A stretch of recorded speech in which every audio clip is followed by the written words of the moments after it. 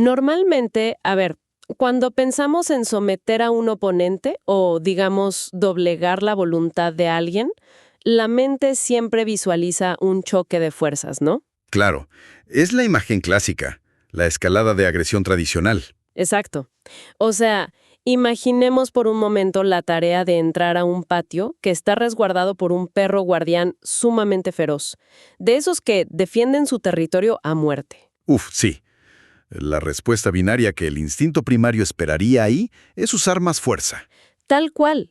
La lógica te dicta que necesitarías fuerza bruta o tal vez cadenas o una confrontación directa y violenta para neutralizar a ese animal. Porque es el obstáculo físico que tienes enfrente. Pero fíjate que la dinámica cambia por completo si el intruso que quiere entrar a esa propiedad es alguien mucho más sofisticado. O sea, alguien que no usa la fuerza física, sino la psicología animal pura. Ajá. Y ahí es donde se pone interesante la cosa.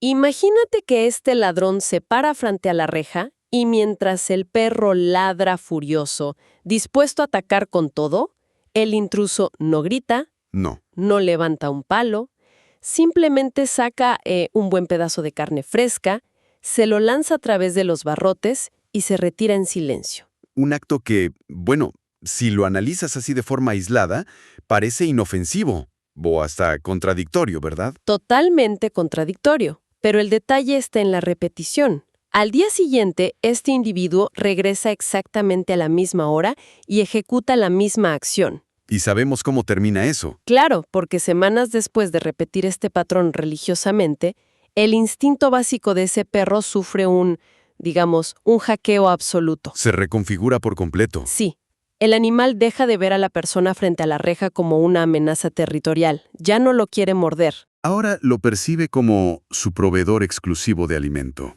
Exacto. O sea, ese perro tan feroz termina meneándole la cola a quien en realidad tiene la intención de saquear la casa.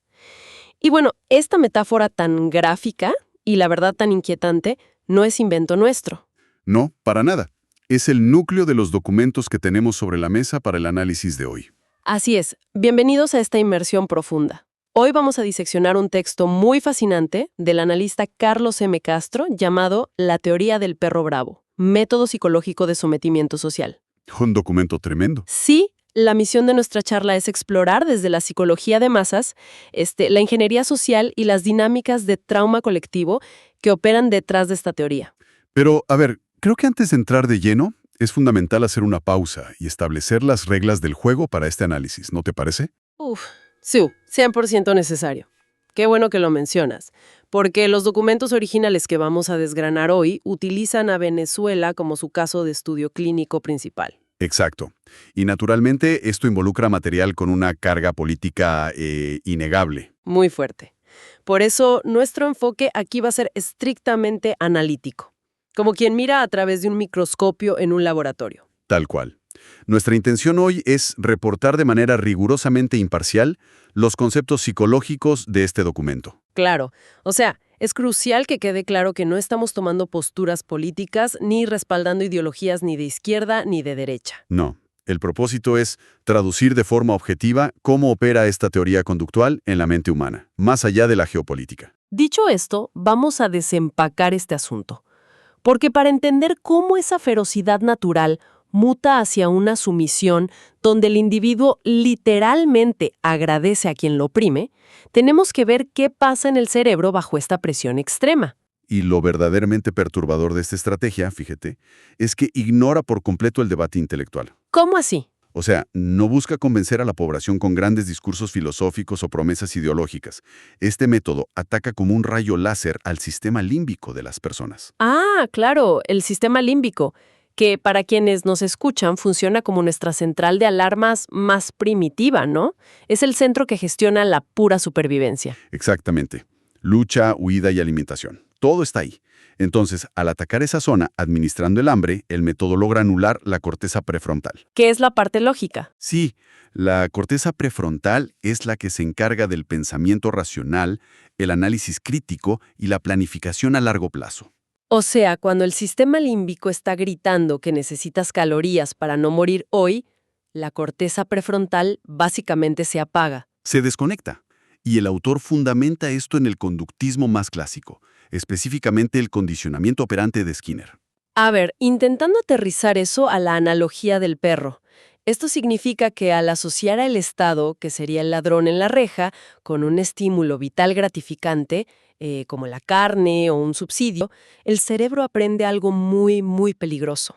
Aprende que la rebeldía o la hostilidad son un riesgo inminente para sobrevivir. Claro. En cambio, la sumisión te garantiza las calorías de ese día.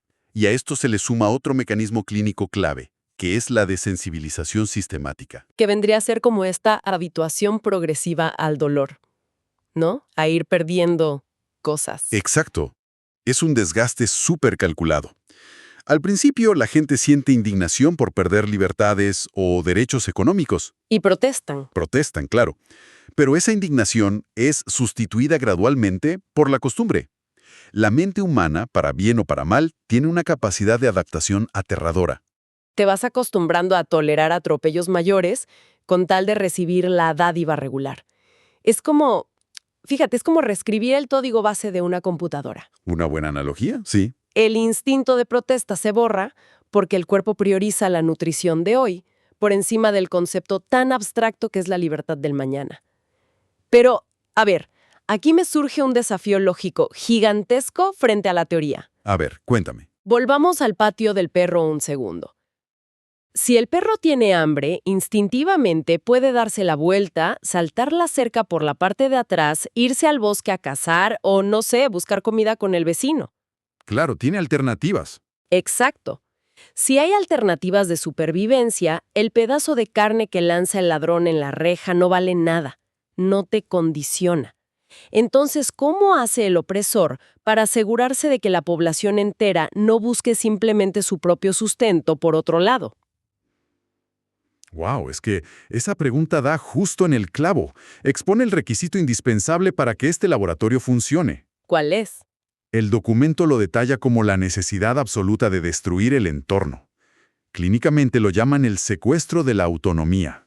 ¿Secuestro de la autonomía? Suena fuertísimo. Es que no puedes domesticar a un adulto funcional e independiente, tienes que despojarlo primero de toda capacidad de autosustentarse. O sea, cortarle las alas al pájaro antes de convencerlo de que la jaula es el mejor lugar del mundo. Tal cual.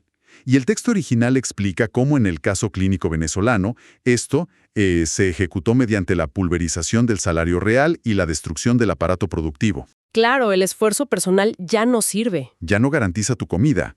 Si miramos esto desde la psicología del desarrollo usando la pirámide de Maslow, lo que vemos es una inversión total de la psique. Para refrescar un poco ese concepto, en la base de la pirámide de Maslow están las necesidades biológicas, como comer y dormir, ¿no? Y arriba, en la cúspide, está la autorrealización, la ética, el desarrollo intelectual. Exactamente. Entonces, al quebrar la economía de un país entero, fuerzas a la población a bajarse de esa cúspide. La abandonan por completo. El desarrollo profesional y el debate crítico pasan a ser lujos inalcanzables. Toda la energía mental de millones de personas se queda atrapada en el sótano de la pirámide. Sobrevivir, biológicamente hablando. Qué locura, porque el impacto que eso tiene en la identidad de una persona tiene que ser devastador. O sea, yo pensaba en cómo esto altera lo que en psicología llamamos el locus de control. Sí, el locus de control da un giro total ahí. Porque, a ver, un adulto sano opera con un locus de control interno. Tienes la convicción de que tu esfuerzo y tu talento van a definir tu futuro. Que tú llevas el volante, digamos. Exacto. Pero cuando te destruye la autonomía económica, ese locus pasa a ser totalmente externo. Tu narrativa interna cambia a, si mis hijos comen o no hoy, ya no depende de lo mucho que yo trabaje. Depende de una libreta de racionamiento del gobierno. O de que te aprueben un bono en una plataforma. Exacto. Y esa transición tiene que fulminar la autoestima y el sentido de autoeficacia de cualquiera. Y ese es el objetivo. Porque una vez que quiebras la autoeficacia, el siguiente paso de diseño social es institucionalizar la dependencia. Administrar la pobreza. Totalmente. Y aquí la metáfora del perro meneando la cola se vuelve literal y tecnológica. Esa carne de la que hablamos se transforma en herramientas de control político súper explícitas. Claro. El documento analiza la fase 2 del laboratorio venezolano, donde entran en juego los sistemas de distribución de comida, las famosas cajas CLAP, y los bonos financieros atados a datos biométricos. Y ojo, que aquí hay que profundizar, porque no estamos hablando de simple ayuda humanitaria o caridad estatal neutra. Para nada. Los textos detallan que estas casas de comida se entregan a través de redes de control vecinal. O sea, los encargados saben si fuiste a una protesta ayer, si te quejaste en redes sociales o si te quedaste calladito y sumiso. Es una microvigilancia biológica realmente. Es escalofriante. Y si analizas a las multitudes participando en este sistema desde la psicopatología colectiva, lo que estás viendo es un vínculo de apego traumático a nivel macro. O sea, un síndrome de Estocolmo social, pero aplicado a escala nacional. Sí, la comparación clínica es innegable. Ese ciudadano que hace horas de fila bajo el sol, que vota bajo coacción, no lo hace porque esté enamorado de la ideología. No para nada. Lo hace por un miedo pavoroso, casi animal, a que lo saquen del sistema de comida. ¿Te das cuenta de la brutalidad que tiene este diseño? Porque casi siempre, cuando pensamos en dictaduras, nos imaginamos tanques en las calles y balas. Represión física pura. Exacto, pero aquí la protesta social se reprime con el terror a la exclusión alimentaria. Literalmente es una toma de rehenes donde el secuestrador tiene el monopolio de las proteínas. Es un control biológico absoluto. Pero, y aquí viene lo interesante de la fase 3 del documento. Hay un punto de quiebre en este modelo. ¿A qué te refieres? A ver, ¿qué pasa cuando el régimen, por su propia ineficiencia, ya no puede dar la carne? Cuando la miseria es total, no hay luz, no hay agua, y la caja de comida ya no llega. Ah, claro, porque siguiendo el ejemplo del perro, si el intruso deja de traer alimento, el perro eventualmente va a sentir hambre de verdad y va a darse cuenta de que el tipo es un impostor. Instintivamente debería atacarlo. Exacto. La ferocidad debería reactivarse contra el opresor de inmediato. Pero para evitar que eso pase, para que el perro no muerda al ladrón, estos ingenieros sociales activan el principio de la transposición. Introducen la narrativa del enemigo externo. Ah, el famoso cuento de la guerra económica y los bloqueos imperiales. Tal cual. Y funciona, ¿eh? Por un concepto clave de la psicología que es la disonancia cognitiva. A ver, explícame bien cómo opera eso ahí. Mira, para la mente humana es insoportable procesar que la misma entidad que se supone que te alimenta y te protege es la que te está empujando a la desnutrición de forma deliberada. O sea, la fricción psicológica de aceptar eso es demasiado grande. Exacto. Genera un colapso. Entonces, para evitar volverse loca, la mente usa un mecanismo de defensa masivo llamado proyección. Se agarran de un chivo expiatorio. Sí, la culpa ya no es del Estado que está en la reja, es de un fantasma externo, de un imperio o un bloqueo que impide que llegue tu caja de comida. Pero a ver, yo siempre me he cuestionado esto, y es muy crítico. ¿De verdad la población se cree ese cuento del enemigo externo? O sea, ¿genuinamente son tan inocentes? Es una excelente pregunta. Porque, o sea, yo siento que a lo mejor es simplemente un mecanismo de defensa, porque es emocionalmente mucho más fácil culpar a un concepto geopolítico en la distancia que mirarte al espejo y aceptar que tu supuesto protector te está destrozando la vida. Es que diste en la diana. A nivel masivo, ocurre exactamente lo segundo. No es credulidad ciega, es supervivencia cognitiva. ¡Wow! Aceptar que estás secuestrado por un ente sádico y que nadie te va a rescatar te paraliza del terror. Entonces, creer en el enemigo externo le da a la psique cierta ilusión de orden. Te dices, bueno, estamos mal, pero mi gobierno intenta protegerme de ese monstruo internacional. Y el régimen se lava las manos, se pone el traje de víctima heroica junto a su pueblo y canaliza toda la frustración social hacia afuera. Evitando que la olla de presión estalle en su contra. La furia del perro va hacia la calle, no hacia la reja. ¡Qué nivel de manipulación!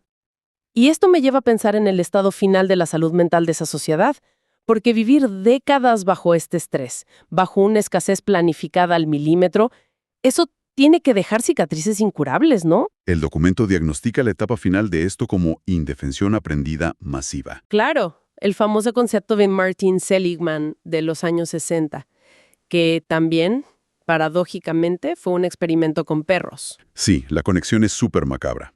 Seligman puso perros en un recinto y les daba descargas eléctricas que no podían evitar.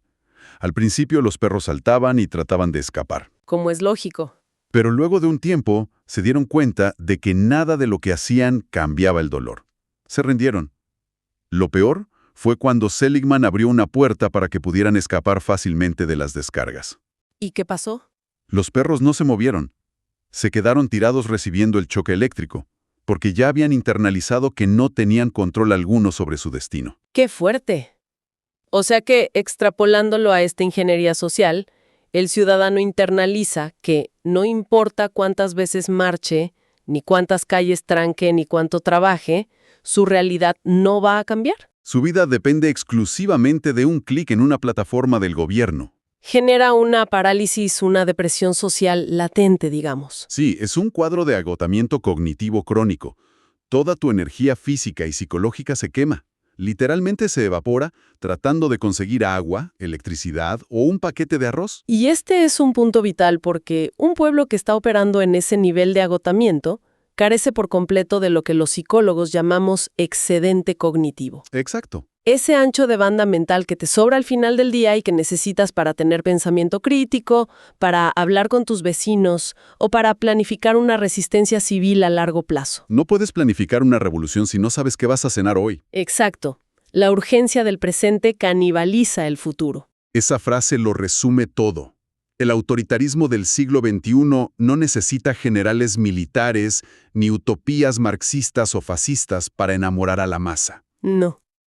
Necesitan ingenieros sociales. Sí, administradores del hambre que domestiquen a la sociedad reja por reja y bono por bono. Y a ver, leer esto nos exige una empatía clínica profundísima hacia quienes sufren estos laboratorios de guerra psicológica.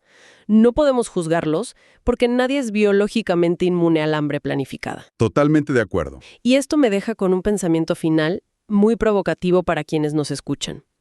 Si asumimos que el ADN psicológico de una nación entera puede reescribirse hacia la sumisión con escasez, el día que el dictador caiga, el día que el ladrón se vaya de la reja, Ajá. ¿qué pasa al día siguiente? ¿Cuántas generaciones y qué tipo de rehabilitación cognitiva nacional se va a requerir para que ese pueblo desaprenda la indefensión y recupere su instinto natural de libertad? Uf.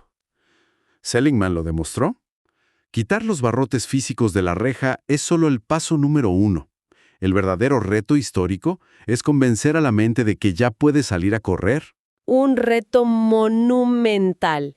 Bueno, nos quedamos con esa reflexión. Gracias por acompañarnos y hasta la próxima Inmersión Profunda.